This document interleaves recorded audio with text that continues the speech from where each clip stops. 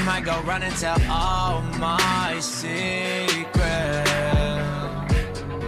Hey, what's going on, everyone? Welcome to Awkward Situations, the series where you guys leave comments about awkward situations you're dealing with or have dealt with in the past, embarrassing stories, anything you want to share in the comment section below, and I take those comments and talk about them in these videos. Before we get started with today's Awkward Situations, I have 2 updates on previous situations. I appreciate everyone for leaving updates. There's been some great updates lately, and I like when people follow up on the things we discuss. That's really cool. Before we get into any of that, I wanted to say that I am very bad at Call of Duty. This should not come as a shock to people who have watched this channel for a long time. I'm not great at video games, but especially lately, it's been rough. This whole week, my neighborhood has been dealing with internet issues. A lot of you know I have fiber internet, and there's been some really bad storms in Michigan and across the entire United States this week, so I don't know if storms can affect fiber internet. You think of it as this all-powerful thing, the strong fiber, but apparently there can be issues from time to time, which makes sense. I mean, all technology can have issues.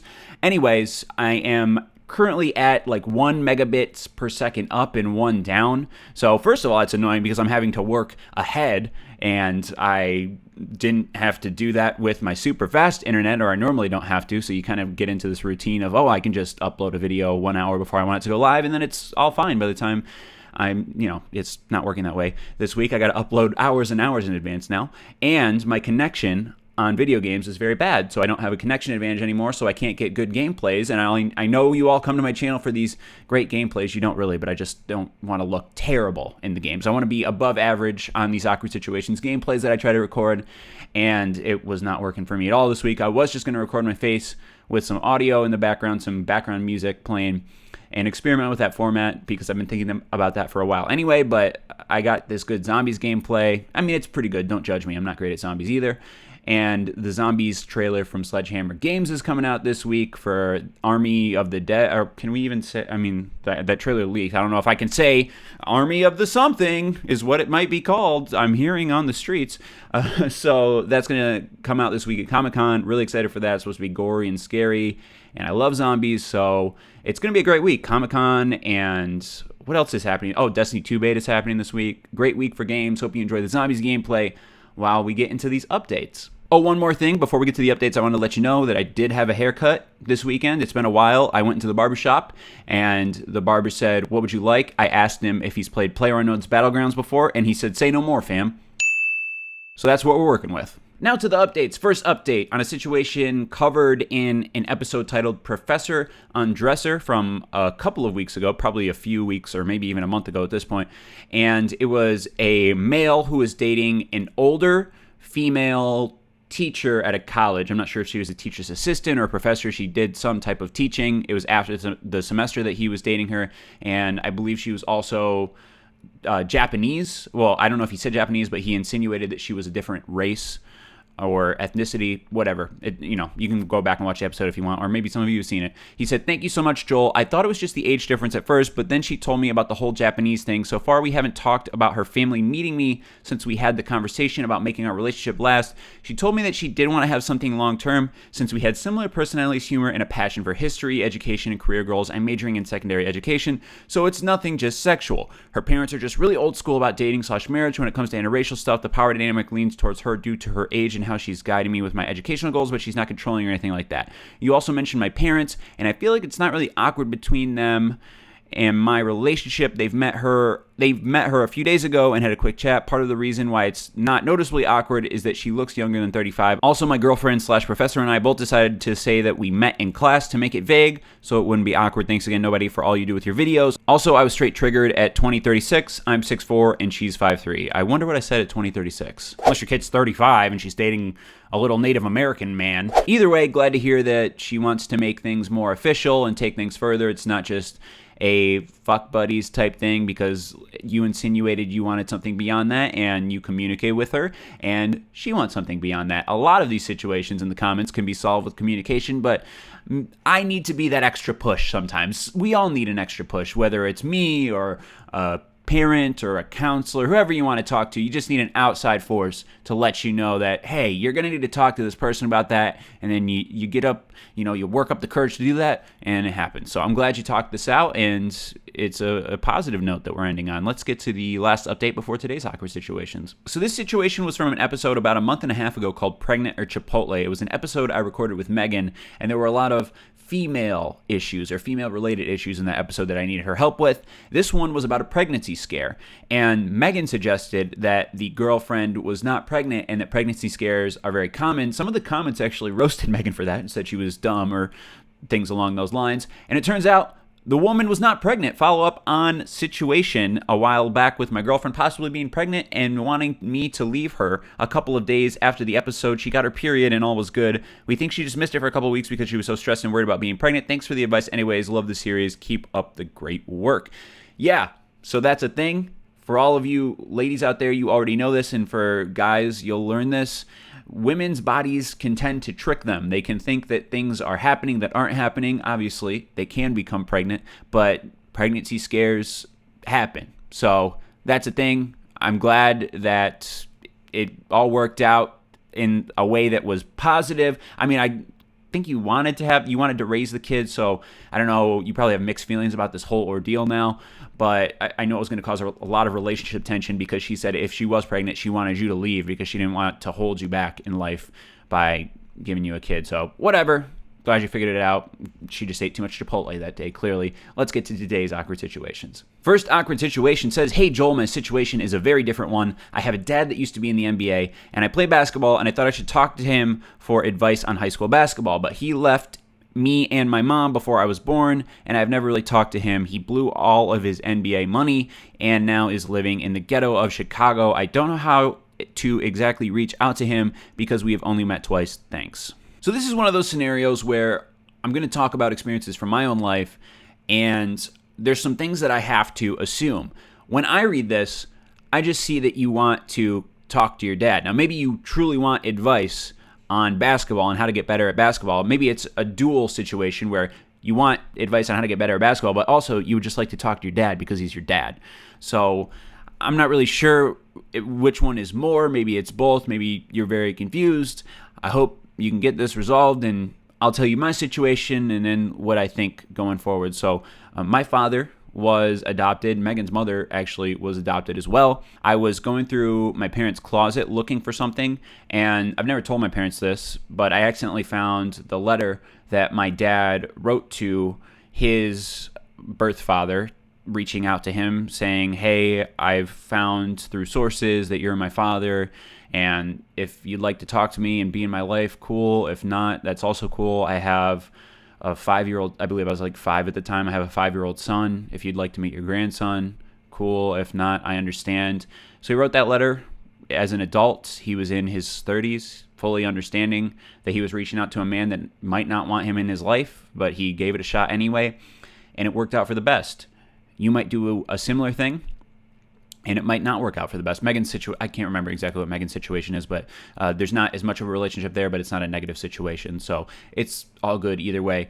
And you might reach out to your father and not get that same response. So I think it's worth reaching out if you'd like to have him in your life. It's something you might want to talk to your mom about first. She might have feelings on him, and they might be negative, but I think you owe it to her or owe it to whoever is raising you. You didn't specify, to get their thoughts on the scenario because they are your guardian. Ultimately, it's your choice, but it's good to have opinions because you just don't know this person super well. Maybe you do. Again, I have to assume certain things from these comments, but it's something that is worth trying while knowing that in the back of your heart you might be rejected, and it is a painful thing, something I have not had to go through, and I can't relate to you in that point, and I'm really sorry that you're dealing with that, and hopefully he can help you with some basketball tips. I know one of my favorite things to think about when having kids or thinking about having future children is playing basketball with them, so hopefully they like basketball,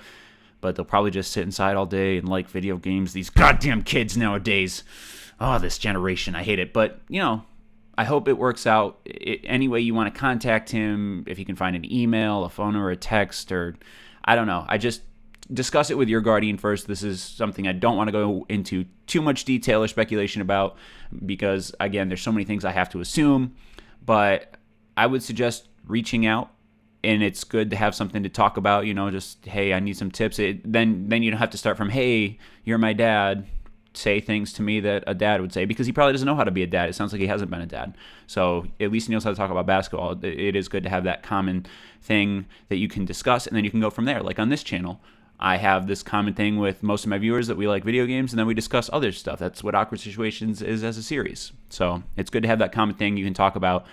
If you're going to reach out, let me know if you do, if you want to leave an update. Thanks. Second awkward situation says, "Hey Joel, love the stuff you do. My brother and I often play online games and the internet can't handle it. And when he goes onto Xbox Live, it lags the entire house. Sometimes he just hops on when I'm in the middle of a game or something without warning. And I've tried to communicate with him and say things like, hey, I need the internet for scrims tonight if that's okay and whatnot. But he acts stubborn and I need the internet for my competitive team. And if my parents get involved, they'll flip shit. It'll be like trying to bring a third enemy. What do?" Well, I'm interested to know why your parents would flip shit if they get involved. I'm going to have to assume a lot of things with this awkward situation too, because I'm a little confused as to why your parents would get mad. They're supposed to be the mediators in a situation between you and your brother and do what's fair. And I think what is fair is for you guys to agree, all right, I'm going to do scrims tonight for an hour or whatever the time is, and then you can have the internet for an hour, or you can have the internet for an hour, but after an hour you have to get off because I'm going to do scrims and we can only be on one at a time. And I know this works because this is what I had to do with my brother at my parents' house our entire life. Well, I didn't play Xbox so much in high school, so it was mostly just this 1 year, the year that I was a sophomore in college and moved back home, and then the year, maybe like freshman year when we both had Xboxes, when we were doing this and the internet couldn't handle when we were playing at the same time. So we would just rotate. And I guess my relationship is a little bit better, or my brother isn't as stubborn at this point with him, but or at that point in our lives, but we were able to work that out. There's many times in your life where you're going to have to compromise with people and work things out like that. So I don't know why your parents would find that unfair. Maybe they're also trying to watch eel tentacle porn at the same time, so they're like, God damn, we got one motherfucker on Xbox upstairs and I got the other motherfucker on Xbox downstairs, and we're just trying to watch tentacle porn in our bedroom. So maybe you need to talk to your parents about that. Maybe that's why they're so irritable, and they're going to be a third enemy. They're like, you're stopping me from watching the tentacle porn. This went in a direction I didn't think it would go into. So I'm very sorry. That's not what you watched this for. I'm just confused as to why you can't say, do this, and then I get the time after. I mean, people need to be able to work things out, and I really think you need to bring your parents into it. If he's not, just say, this means a lot to me, and this is something I like to do. This is my hobby. I'm really passionate about this. I'm trying really hard to be non-combative and work with my brother, but we need to set up a schedule, and there needs to be a third party involved, because clearly it's not working out between the two of you. I don't know. I have no solutions, but no, the solution is to work it out with your parents. You said they're a third enemy, but I hope you can figure it out, I guess. Next awkward situation, I recently just graduating from high school, and during my sophomore year, my sister got pregnant. Soon she ended up having a child, and she's still living with us till this day. Now my little brother is going to have a child. I'm the only child in my family that have graduated. The point is that I'm minding my own business at home. Every day I'm always playing video games, but there's always a point where someone has to say something negative about me, especially my parents. They're always saying video games is bad for me, and I'm sick and tired of it. I was wondering if you had any advice that I can use so I can move forward in my life. Thanks, Joel, and you're one of my favorite YouTubers to watch. Well, one thing you could say is, if you're sitting at the dinner table and your parents say, those video games are bad for you, I would say, you know what else is bad? Unprotected sex! And look right at your sister and then your brother, and then just know that you're in a better place than they are. So you don't have to raise your voice like I did. I'm sorry I actually got that upset. I'm sorry if I scared anyone who was watching this in bed, but you're doing well in your life, and I'm sure many of the replies did tell this to you, and many of the comments on this video could tell you that you're doing great. And sometimes we get caught up in our own little bubble, in our own little family bubble, and it can be a positive, reinforcing thing, and it can be a negative force in our lives that it's really hard to break until you eventually move out. So you're kind of in that cycle. You're surrounded by people. I don't want to offend your family. It just doesn't seem like they are doing the right things in their lives. I mean, pregnancies happen, but to have to, interject and comment on your life when you're just trying to do your own thing and live your own life is unfortunate. So I'm sorry you're going through that. Hopefully you'll be able to move out soon. You said you graduated from high school. I don't know. This is a scenario where I would try to save up money and maybe live with another family member or something. Just remove myself from that scenario. It's weird when you're in your late teens, early 20s, trying to figure out living situations. I'm glad that I'm through that. I feel like I'm finally stable and able to live on my own, and I'm not attached to my childhood home anymore, which is unfortunate, I guess, because it's one of the signs that you've grown up, in a sense, that you don't feel that same attachment to your childhood home. Whenever you go there, you're just a visitor, you're not a resident. And when you're in your early teens, or when you're in your late teens, early 20s moving out, sometimes you feel more attached to your childhood home because you were there more recently.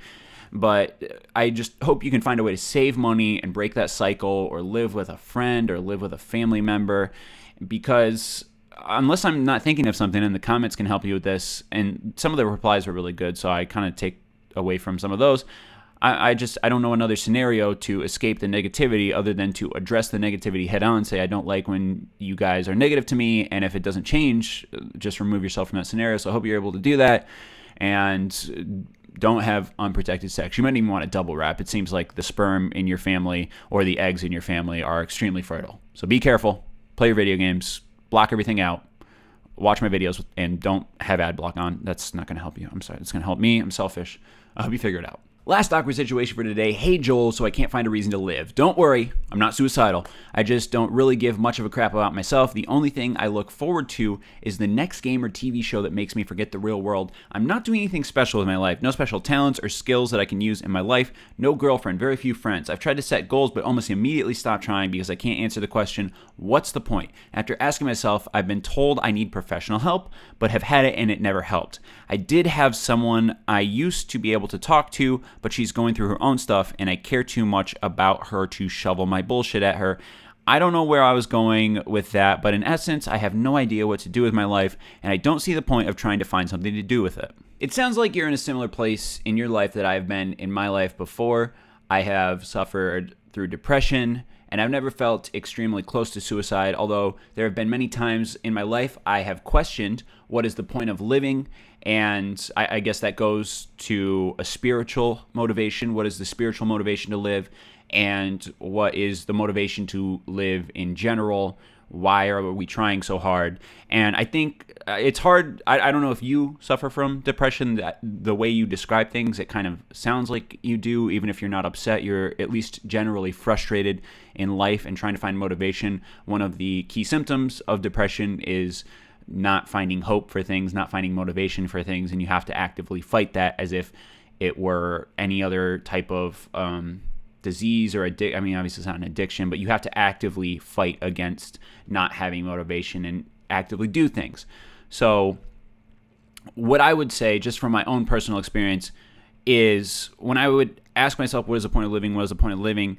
I got to this place after working through therapy and just thinking about it, where I would start to ask myself the opposite question: what is the point of dying? And how does that solve my problems? It doesn't really solve my problems, and it doesn't. I guess my problem is trying to find a reason to care, so I had to create reasons to care. I had hobbies. I created hobbies. I thought to myself, if I have any free time is the devil. I don't want free time. I have to always be doing something. In college, I was doing something, and I was in groups and clubs. And when I got back to Michigan State and I was at my parents' house and I left those clubs, I started doing YouTube. So I always have a hobby. I always have something to check in the morning, and I always had someone to talk to about something.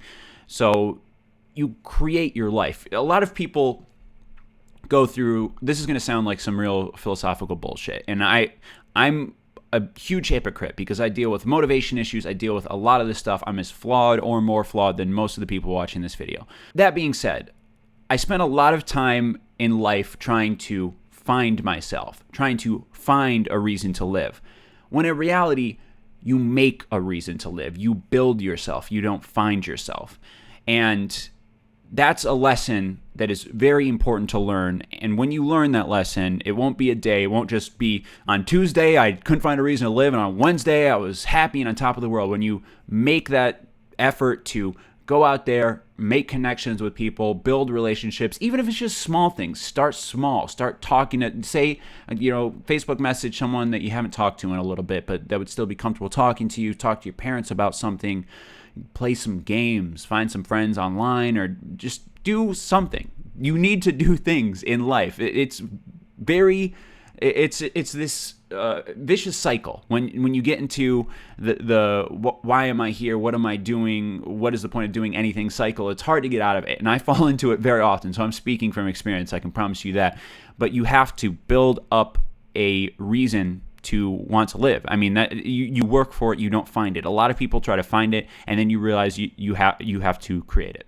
So that's where I'm at in my own life. I've been thinking about that on YouTube a lot lately. I had a really, really bad day yesterday just with the internet issues and some other personal stuff, and then I let it seep into my motivation. I had a completely unproductive day. I've been writing out these to-do lists. Scheduling really helps. Writing out tasks you want to accomplish. It feels really good to cross those tasks off, even if it's just doing the dishes. Maybe you won't feel the same way, but 26-year-old Joel likes crossing off that he did the dishes. So little things like that, and then moving into bigger things like how I want my channel to look in the next year, what I want to do in terms of subscribers. I got my channel really large because I had goals, and then I lost those goals, and I think you could see the channel quality went down. So that's just speaking about YouTube, but you can relate that to life in general. If you have fitness goals and you achieve those goals and then you can't find new fitness goals, you're probably not going to care about being so fit. So you want to find new fitness goals. Things like that. I don't know. I'm rambling, but I hope you kind of get my larger point.